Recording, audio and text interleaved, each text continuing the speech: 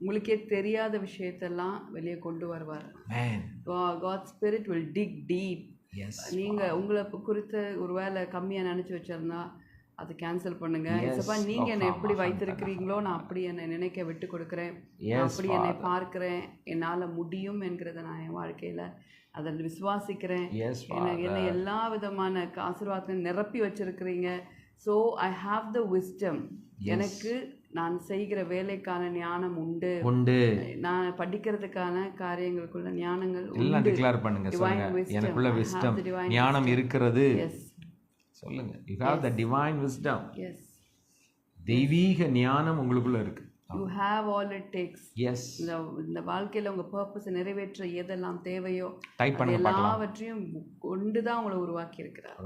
சொல்லுங்க, I have the divine wisdom. I have the wisdom. Christ wisdom. சொல்லுங்க.